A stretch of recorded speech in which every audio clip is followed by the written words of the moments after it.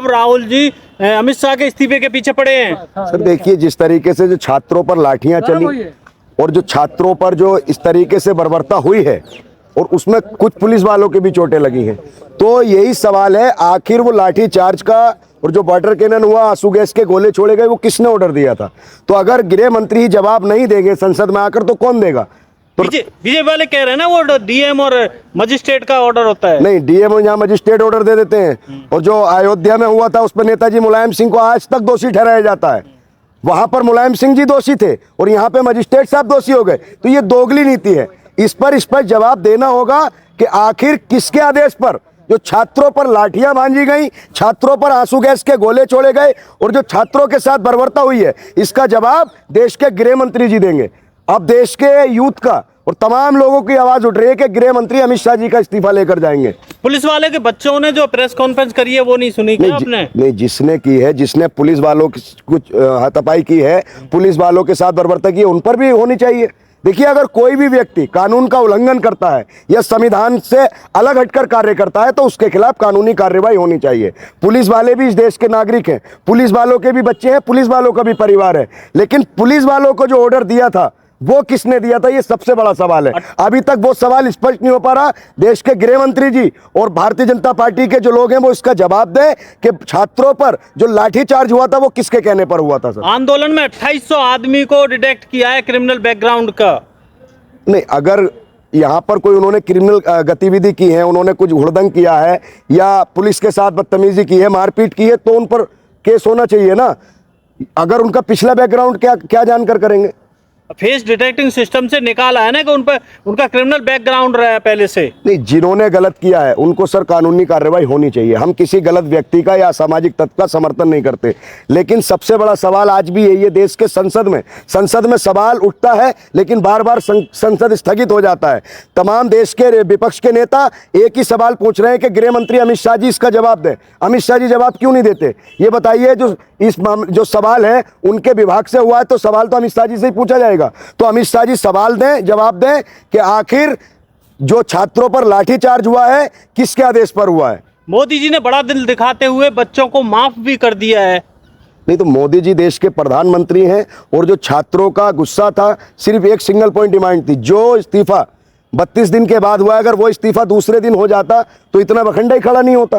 नहीं, 32 दिन के बाद हुआ, उसके बाद आप अमित शाह के इस्तीफे आ गए, फिर नरेंद्र मोदी के इस्तीफे पे आ जाओगे। जनता इस देश की मालिक है, जनता ही सरकार बनाती है और जनता ही गिराना जानती है। तो जनता ही इस देश की मालिक है, कोई नेता इस देश का मालिक नहीं है। जनता इस देश की कल भी मालिक थी, आज भी मालिक है और हमेशा मालिक रहेगी। तो जनता की अदालत में जिस भी नेता का, जिस पार्टी का भी फैसला आएगा तो जीत हमेशा जनता की अदालत की होगी। जनता की अदालत से बड़ी कोई अदालत नहीं है, कोई पार्टी नहीं है, कोई नेता नहीं है। सर, जिस तरह से मोदी जी की स्वर्गीय माता जी को गाली दी गई, तो फिर क्या उनको जो क्रिमिनल बैकग्राउंड के लोग हैं, जो छात्र कम थे, उपद्रव भी ज्यादा थे, क्या उनका फिर आरती उतारते क्या? देखिए, मोदी जी की माता जी हो या माता जी किसी रेहड़ी पटरी वाले की हो, माता का सम्मान होना चाहिए।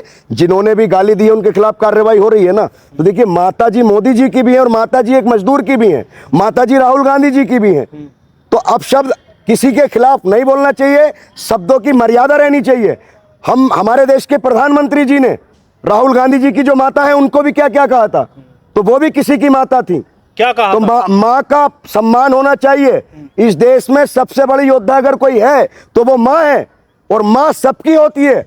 अमीर की भी माँ है, प्रधानमंत्री की भी माँ है, गरीब की भी माँ है। तो माता का जो अपमान करेगा उसको बख्शा नहीं जाएगा। सर, मोदी जी तो नॉन बायोलॉजिकल हैं।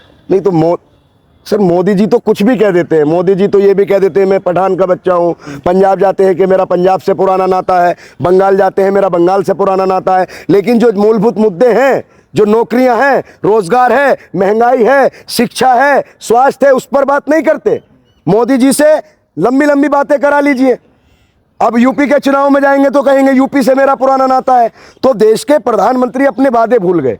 मोदी जी को किस लिए देश की जनता लाई थी कि 2 करोड़ नौकरियां मिलेंगी, अच्छा रोजगार मिलेगा, अच्छी शिक्षा मिलेगी, काला धन आएगा, अच्छे दिन आएंगे, भारत विश्व गुरु बनेगा। लेकिन वो सारी बातें चुनाव से गायब हो जाती हैं। चुनाव सिर्फ और सिर्फ बांटने की राजनीति पर होता है और कांग्रेस को कोसने से शुरू होते हैं, पानी पीपेगा और कांग्रेस पे ही खत्म कर देते हैं। अपनी उपलब्धि नहीं गिनाते ये नहीं बताते हमने ये किया, हमने वो किया। एक भी भारतीय जनता पार्टी के नेता का आप स्टेटमेंट दिखा दीजिए किसी भी चुनाव में, अगर वो ये कहें कि हमने इतना विकास कर दिया, हमने इतना रोजगार दे दिया, हमने महंगाई कम कर दी, हमने देश को मजबूत बना दिया। सिर्फ और सिर्फ धर्म के आधार पर और कांग्रेस की कमियां निकालने में ही चुनाव प्रचार करते हैं, अपनी उपलब्धि नहीं गिनाते। अरे देश की जनता ने कांग्रेस को अगर हटाया था, भाजपा को लाए थे, किस उम्मीद से लाए थे कि भाजपा कुछ अच्छा करेगी। अब भाजपा भी कुछ अच्छा नहीं कर रही है, इसलिए भाजपा का पतन धीरे धीरे शुरू होना हो गया। देखिए बिहार की बांकीपुर सीट हो या दतिया में मध्य प्रदेश में उपचुनाव हुआ हो, भारतीय जनता पार्टी हार रही है ना। तो भारतीय जनता पार्टी अब पूरी तरीके से फेल हो गई है, चाहे महंगाई का मुद्दा हो, बेरोजगारी का मुद्दा हो, अच्छे डेवलपमेंट का मुद्दा हो, सारे तरीके से भारतीय जनता पार्टी फेल हो रही है। और मोदी जी के जो पहले लोगों को वादे अच्छे लगते थे, आज वो महज जुमले बचे हैं। अब मोदी जी के जुमलों में देश की जनता नहीं आएगी। जब बीजेपी हारती है तो आप जश्न मनाने लग जाते हो, जब विपक्ष वाले हारते हैं तो आप मशीन के लिए दोष देने लग जाते हो। मशीन को कौन दोष दे रहा है? ये उपचुनाव हुआ है ना, एक एक सीट हुई है ना। आप कहते हो ना कि बैलेट पेपर से चुनाव कराएं। तीन उपचुनाव 3 सीटों पर हुआ। गुजरात में भारतीय जनता पार्टी जीती, बिहार में और मध्य प्रदेश में कांग्रेस जीती और बिहार में जो प्रशांत किशोर जी हैं वो जीते हैं। तो ये देखिए चुनाव किस उसमें हुआ है, जनता में रोष था, जो छात्रों पर लाठीचार्ज हुआ, जिस तरीके से भाजपा की अहंकारी थी, जिस तरीके से महंगाई है, बेरोजगारी है, इन सब मुद्दों को जनता ने इस बार समझकर वोट किया है और भारतीय जनता पार्टी को आईना दिखाने का काम किया है। अभी भी भारतीय जनता पार्टी के नेताओं को इन उपचुनाव से सीख लेनी चाहिए कि अब देश की जनता का आक्रोश हमारे प्रति बढ़ता चला जा रहा है। अब महंगाई पर, बेरोजगारी पर और अच्छे डेवलपमेंट पर भारतीय जनता पार्टी को काम करना चाहिए। अब हिंदू मुसलमान, मंदिर मस्जिद और इन चीजों से हटकर अब देश के जनता के जो मूलभूत मुद्दे हैं उस पर कार्य करना चाहिए।